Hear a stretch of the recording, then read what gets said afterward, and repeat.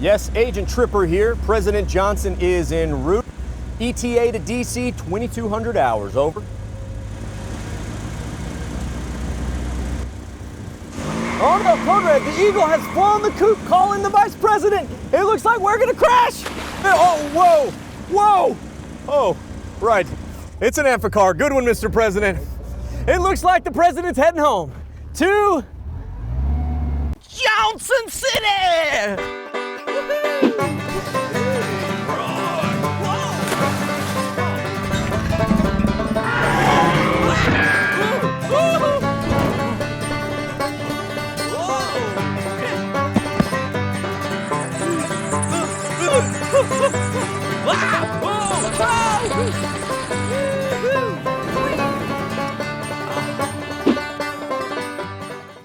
This episode was made for y'all with the help of our awesome partners. Check the caption for more info. Johnson City is super easy to get to. For Austin folk, it's only 45 minutes west. And for San Antonioans, only 1 hour north. I call that easy tripping. The proclaimed crossroads of the Texas Hill Country, Johnson City is and has always been rural living. The town itself is small, yet it boasts some of the biggest history in all of Texas, as it was these few city blocks that raised up a man who would become the leader of the free world, Lyndon Baines Johnson. Born in 1908, LBJ became the 36th president of the United States. From civil rights to education, poverty, and even public broadcasting, President Johnson marched our country toward what he called the Great Society, with his final and most controversial challenge being the Vietnam War. Using his impending 6'4" stature and trademark Johnson treatment, the president was able to accomplish his agenda in Washington and all across the world. He was a great president in a challenging time, and today Johnson City remains the best place to get an in-depth and personal look at LBJ. We're starting at Johnson's boyhood home and a chat with National Historic Park Ranger David Graveline. Right, welcome to LBJ's boyhood home. Well, thank you very much. Lyndon Johnson lived here for about 20 years of his life. The family moved here into town around 1912. It has been restored to the 1920s by the National Park Service. Right here on this front porch is where he first announced his candidacy for the U.S. House of Representatives. Wow, so this sort of is sacred LBJ ground, right? It is, yeah. Well, this is the foyer of the house, but it also doubled as Lyndon Johnson's father's office. He was quite the businessman. He had a lot of different careers. He was a self-taught lawyer, real estate agent. Sam Johnson's real claim to fame was being in the Texas House of Representatives. But he was a real populist Democrat. He was really responsible for teaching Lyndon Johnson his core democratic beliefs that really followed him throughout his career and really shaped him. Johnson's mother, Rebecca, was also a great influence, teaching class here in the parlor and instilling in her children a deep appreciation for education. When the president's father came back from Austin when the legislature was out, so he would have the kids listen to the radio after dinner. Sam would pick two of them and have them either debate what was discussed in the news programs or something else like what's a better sweetener, sorghum or sugar, that sort of thing. And, so LBJ cut his public speaking chops, I guess, like right here in yeah, front of the fireplace? Out here on the fireplace and even out on the front porch there when his mother was teaching lessons out there. From a young age, LBJ showed great interest in politics, often going on the campaign trail with his dad and even sneaking under the floorboards of the house to eavesdrop on his father's political discussions. But aside from his early political interest, Johnson was still just a normal kid. He'd go fishing with friends, have picnics by the river, swimming. Was thought to be the local marble champion. He played baseball for Johnson City High School, where he was known as First Base Johnson. Oh, wow. So he was just a normal kid. Yeah. Became something much greater. He did, started yeah. just like everyone else. The stories and aura of President Johnson hang on the walls of this old house, and it was from these humble roots that young Lyndon went on to become President Johnson. But even after he rose to power, he never forgot where he came from, and even chose to create his own presidential headquarters of sorts, just down the road in Stonewall, Texas, where I was lucky enough to get a tour with Park Superintendent Russ Whitlock. Oh, Russ, what do we have here? Chad, I told you we was going to treat you in style, man. No kidding. Anybody coming to the LBJ Ranch, one of the first things President Johnson would have done would have said, come on, we got to go see the ranch. And of course, he'd have done it in a convertible Lincoln Continental. So what better way to show you the ranch? I love it. All right, let's go. While vintage Lincolns aren't exactly part of the normal tour, Visitors can take the driving tour in their own car to explore the land the Johnsons called home. Now we're crossing the Pedernales. Pedernales River, yes. And remember, when LBJ is on the ranch and in this area, he's doing the driving. The Secret Service is following in a chase car. Their main job, other than to protect the president, is to keep the drinks filled and open and close the gates on the ranch. As soon as anyone stepped on the ranch, the Texas showmanship and hospitality began in full force. But it wasn't just a vacation spot, as this ranch was and still is a working cattle ranch. Now this show barn was built in 1965. Oh, wow. Of course, you see the way it's designed, because while we're giving you a tour and I'm showing you my prize running Herefords, we don't want to have to get out of the car. It's designed so that the Lincoln will go right down the middle. The land, the cows, the rugged cowboy spirit of Texas all helped Johnson shape his political image as a strong, independent, ranch-owning businessman, far removed from the high society that dominated politics. But it was important for him for people to be able to see where he came from. When you ride around and you see it through the windshield of a car like this, you understand why they took such pride in it. They just absolutely loved this place. This was always the place they wanted to come home to. And if the president wasn't in a Lincoln, well, he had a much faster means of transportation, what he called Air Force 1/2. And President Johnson fell in love with this plane because it could outrun Air Force One, it was more fuel efficient, and he could get in and out of a whole lot of airports that big 707 couldn't do. And that included his own private airstrip. Even Johnson's Amphicar is here on display. But the main base of operations here was the Texas White House, where the family lived and only opened for public tours since 2007. Welcome to the Texas White House. Oh, wow. This is where it all happened. Wow. This is where the world came to meet with the president. And although it's a nice size house, when you've got your entire cabinet or your Joint Chiefs of Staff, why not come out and sit under the big, what we call the cabinet oak? These Wow. great big lofty Sure. live oak trees out in the Beautiful. front yard. And this is where the business of the nation would happen. Wow. I could do some business under these trees, for sure. Billy Graham said one time, you don't know LBJ until you've stood on this soil and stood under these lofty oaks. Very different from the Oval Office. And that was exactly the point. A place where Johnson could relax with you on his turf. Chet, come on in. Let me show you probably one of the most important rooms in the Texas White House. This is where Senate Majority Leader Johnson, where Vice President Johnson, and then of course President Johnson ran the nation. And the beauty of this room is that you see it as any visitor to the president would have seen it in the 1960s. And the room's filled with incredible places. The desk here was a gift of the Senate to the Vice President Johnson. Him and her, the famous beagles that they had in the White House. Well, this really feels like you're stepping back into a historic photo. You know, you can see him sitting at that desk, you know, Shouting calling out out orders. orders. Exactly. Right. And the photo of him on the wall, taller than everyone. It's like I'm getting the Johnson treatment just standing, you know, beneath that photo. Naugahyde chairs, his famous Johnson pillow, and a telephone, a tool found in every room of this house. But imagine being a world leader from a palace of Europe, you know, used to having your office and your meetings and all there. Right. And you walk in here. But it was comfortable, and they instantly were at ease. Yeah. Because there's just nothing showy about it, but I think that's so representative of those people too. I love the fact that you look at these photos. I mean, these people are sitting right here on these cushions, in these chairs, and these are not just anyone, these are significant people, world leaders. But even world leaders get hungry, so the dining room and kitchen were ready to feed as many as were invited. And as we cross through the den, we enter the private side of the Texas White House. The President and Mrs. Johnson added master bedroom suites on the end. Of course, he brought with him the 3 televisions. So he was maintaining in Washington and here 16-hour days. Oh, usually, wow. Probably without any problem at all. So that massage table was really important for a man who's under that kind of stress Oh, and of that course. kind of daily schedule. And true to form throughout the house, even from the side of the bed, is a telephone. And all he had to do was pick it up and someone said, "Yes, Mr. President." That's right. Even from his toilet. And just across the hall is the private suite of someone who was just as important to the LBJ presidency as LBJ himself, Lady Bird Johnson.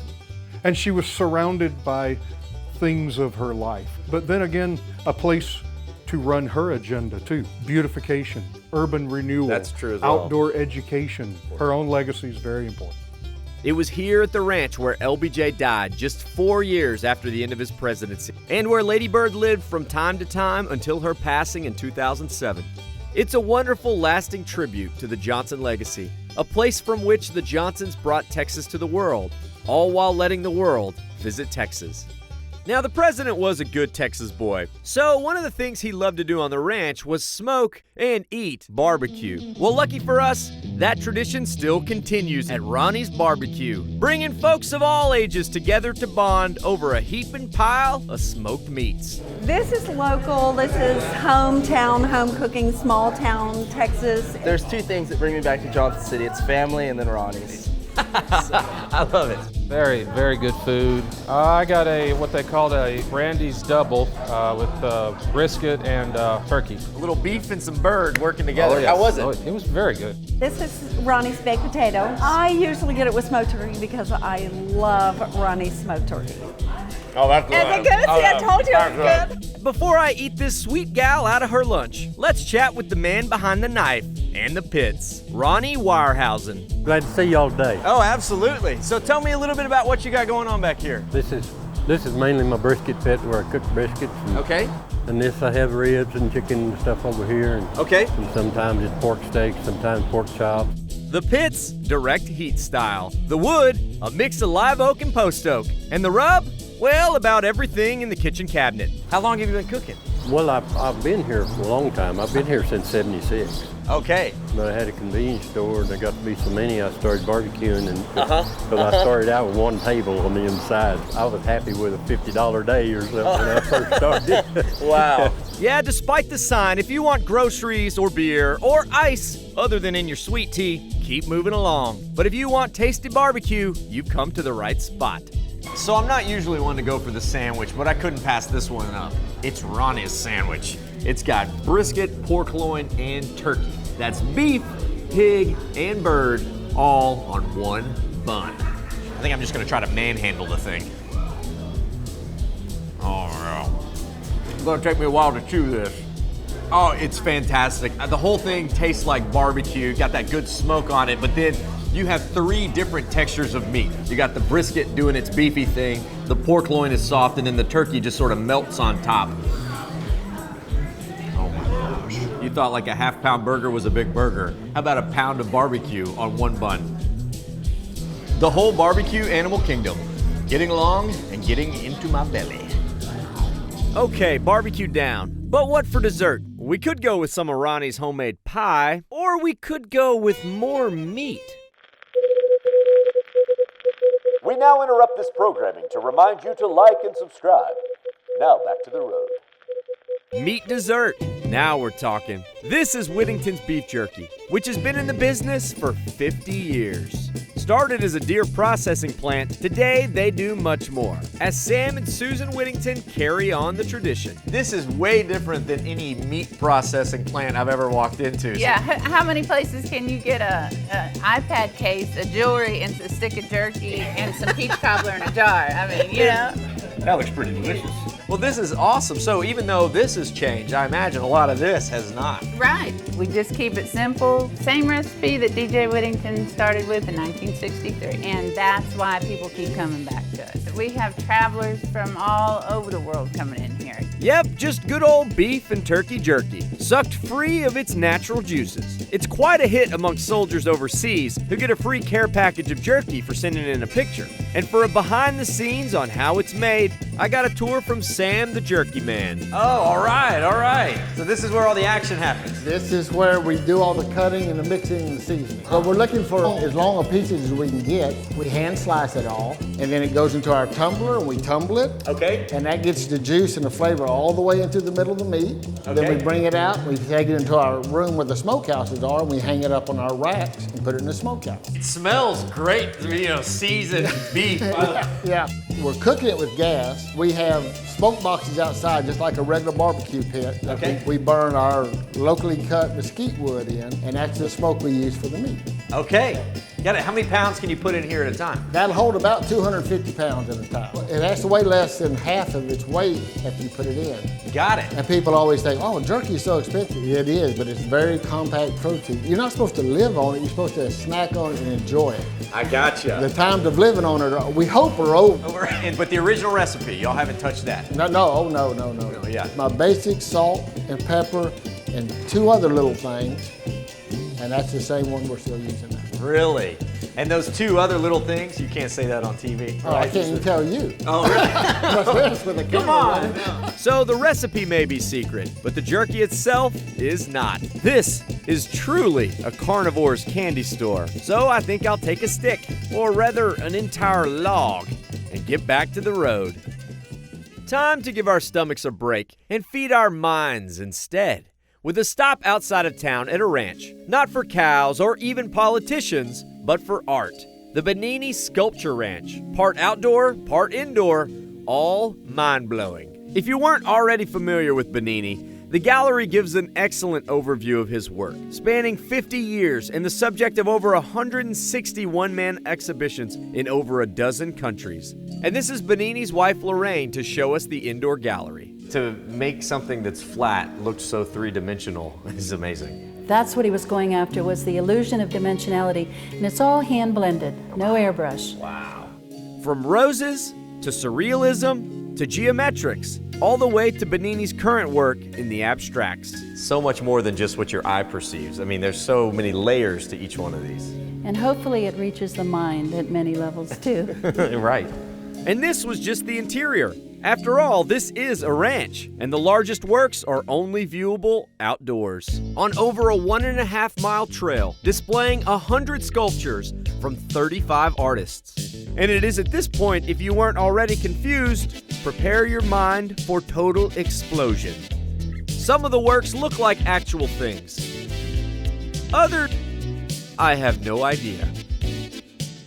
Some of them move, some of them don't. Shh, the wildlife. They're barely even moving, they look so still. All are interesting, and even a few are interactive.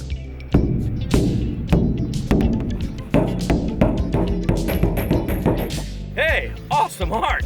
High five! Yeah. It's actually pretty cool to see art existing in a natural environment like the hill country. The truth is that the hill country needs no help to be beautiful. It was created that way. And to explore natural hill country beauty at its finest, we're headed to Pedernales Falls State Park. With over 5,000 acres of hill country heaven, this park about has it all, including the namesake, Pedernales Falls. So this is Pedernales Falls, and as you see, it is nothing like a traditional waterfall, but a series of cascading limestone slides with water being pushed from one pool to the next. Since the 1970s, it's actually been off limits to swimmers because of the extreme flash flood risks down in the river basin.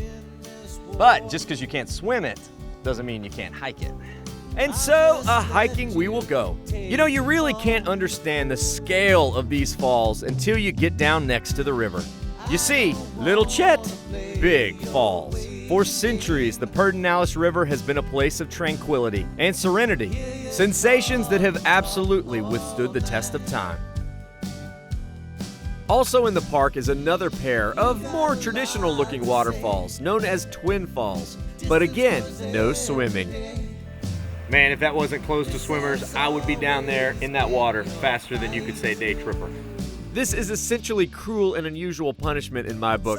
Luckily, like a good day tripper should, I brought my suit, and just downriver is my relief. I'm ready to get in this water.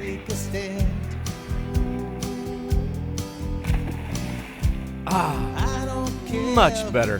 Just like rock always beats scissors, Texas water always beats Texas sunshine. And the best way to sit in the Pedernales is just to find a hole and sit, as long as your little day tripping heart wants. This is the good life!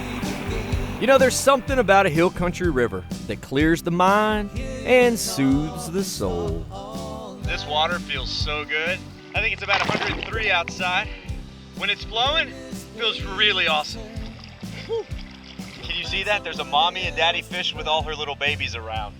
And every time I get the camera close, she comes out and sort of acts like she's gonna bite it. After a few hours goofing off with the crew, time to move along. All right, who's hungry? For the day tripper, I'm pretty sure that's a rhetorical question. Now, there may be a few things you wouldn't expect to find in small town Texas. Craft beer is one of them. But looky here. This is Pecan Street Brewing, the town's old hardware store turned brew pub and restaurant, which is turning heads all over the hill country. So what do you think? Is it more about the food or the beer? It's both. Oh, good It's answer. both. You Good don't have answer. good food without good beer. That's true. What's your favorite? You got one of these you like a lot? Well, you know, I kind of relate to the screw loose blonde. I think I was married to her one time. Whoa, watch out. So what do you think about Pecan Street Brewing?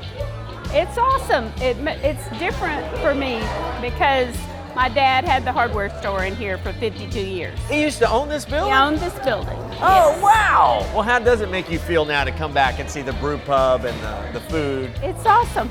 Yeah. They were already drinking beer here before that. Yeah, like many small town hardware stores, this was the place to sit around, shoot the bull, and have a cold one.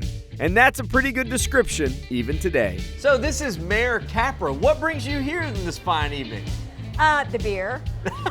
Okay, she's honest. But I really like the fact that they brew them here and you can see the brewing process, so you know that you're always going to get a great beer. Great beer. And speaking of the brewing process, why don't we step into this wall to speak with the man behind the beer, brewer Sean Elliott. So how'd you get into this? It was all home brewing, so that's how I got my start about 9 years ago. 8 years later, I got this place. Not bad. Probably a little better than what you had in your closet, huh? It's, yeah, it's much bigger. So are a lot of these recipes, are these things you created at home and then took them here? Yeah, a good bit of them are, especially the 3 mainstay beers we have. All the rest, I mean, it's just, you know, get an idea and try to execute it and see what comes out. So. Sure. All beer is essentially just 4 ingredients: water, malted grain, hops, and yeast. But a bit of brewer's magic can cook up almost limitless possibilities. Oh man, that's a lot of beer. As you see, the beers all have different colors, and they also have different flavors. Is this all you make? It's all I got on tap right now. I've made about 30 different styles. Some of them seasonally, and they Absolutely, rotate through. one-offs and seasonals. Have you found the locals to be open to craft beer, or is it taking some convincing? Absolutely, they're open, fairly eager to try each new beer, so. Cool. Oh, these are all fantastic, Sean. Thank you. Okay, so while the beer is great, it's only half of what they do around here. You can't forget this place is also a killer restaurant with hand-battered chicken fried steaks, brick oven pizza, and then my favorite thing on the menu, the Pecan Street Pecan Sweet Chicken. All right, this is how you do it. You got the Pecan Street Brew on this side, and over on this side, the Pecan Street Pecan Sweet Chicken. Fried chicken, topped with a honey butter and a pecan sauce. Oh man, that is delicious. How do you make something deep fried more delicious? Oh, let's just put honey butter on top of it. It's sort of sweet and salty happening at the same time. It almost reminds me of like chicken and waffles or something like that. Who needs gravy for fried chicken when you have honey butter and pecan sauce? I don't know if I'll ever go back to cream gravy after having this. What a day. From presidents to artists and pitmasters to brewmasters, this day trip was one for the history books. Johnson City may be small, but its nature, food, and the characters that live here are huge. You know, I don't know if LBJ himself has ever had a better day in his hometown. So I'll see all y'all out on the road. Bye con Dios, amigos. You know, the brisket is soft, but it's got a little bit more, you know, what are y'all laughing at? I'm dancing with my sandwich now. Hello. Well, how are you? Oh yeah, lunch date? Me, you, right here. With water pooling in pools that flow into other pools that then flow down into a pool. Yeah.